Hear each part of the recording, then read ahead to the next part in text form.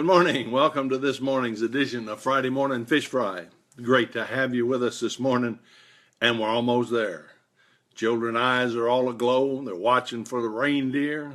The hustle and bustle. Stores are staying open 24 hours a day till 6 o'clock Christmas Eve.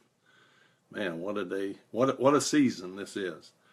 I start with a question. The question this morning is, have you found the most important gift that you could give? Now it's a crazy time, I know that, but I like it because it is the one time that the whole world, 2 times a year, and this is one time that the whole world pauses to pay homage to the babe in the manger. And so I might not like the hustle and bustle, but I do like the reason for the season.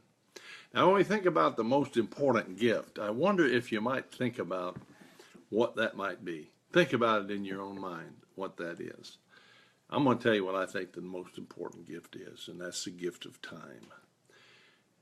It's the only thing that when all of life is about to seep out of your body and they ask people what they'd like to have a little more of, they'd like to have a little more time. Now, you know I'm a fan of an acrostic, so if you got a piece of paper and a pencil, write time down the side.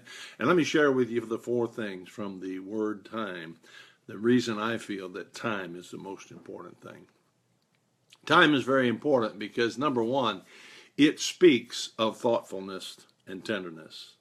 You know, it says to people, you know, I'm really thinking about you. It's so important that in this day that we take some time with people who need our time. And it does speak of being thoughtful, being a thoughtful person.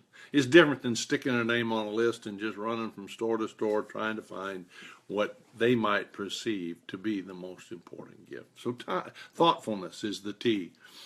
The I is importance. When you spend time with somebody, when you take time out of your day and you spend time with them, you're saying to them, you are important.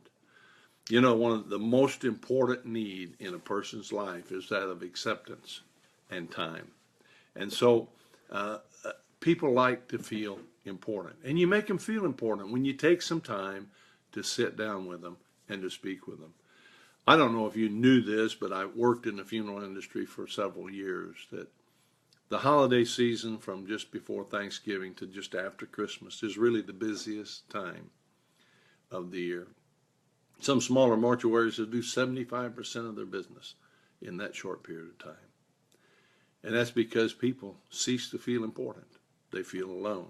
And that's why another reason it's important to take our time with people. M, it stands for medicine for the soul. Think about it. When you've been down and out and downtrodden, something's been whipping you real bad, and all of a sudden you get a phone call or you get a card, or better yet, you hear a knock on the door and you go to the door, and lo and behold, it's somebody willing to give you some time. And it's sweet medicine to the soul. It makes a person feel accepted and loved and cared for.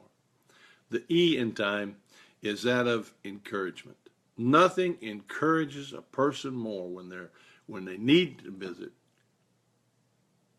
than to have somebody come by and just say, hey, how are you doing? I had a couple of instances this week I'll just share with you that really put my mind on this. I lost a very dear friend, my age, and we've known each other for 30 years almost. And he was a football player in college, and he was a great guy. He went in the hospital to have surgery for amputation. That's pretty serious because of diabetes. But then he got an infection, went through his body, and just in a matter of hours, he was gone. And what was bad about that, and it's bad that he's gone, I feel bad for his family.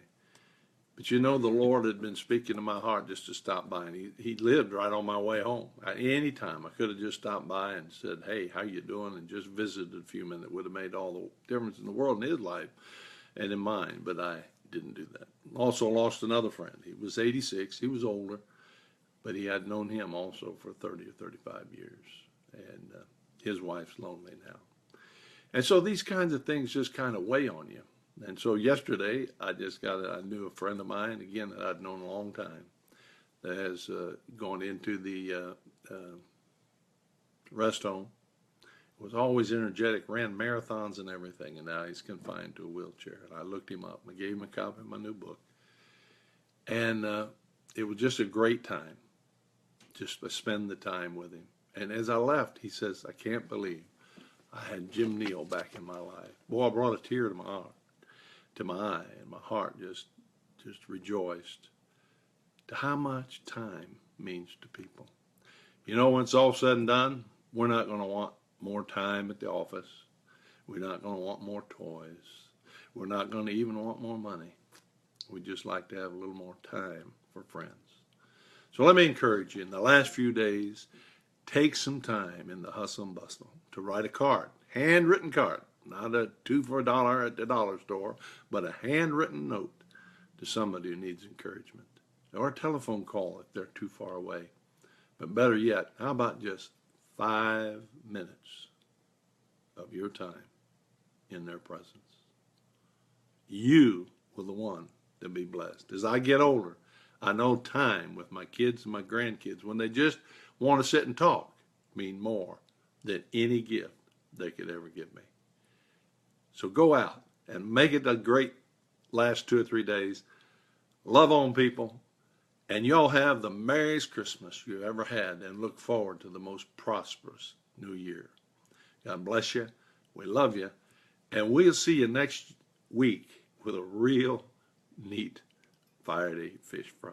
God bless you. Thanks for joining. And you have just a wonderful day. And may the Lord bless your life richly. Goodbye.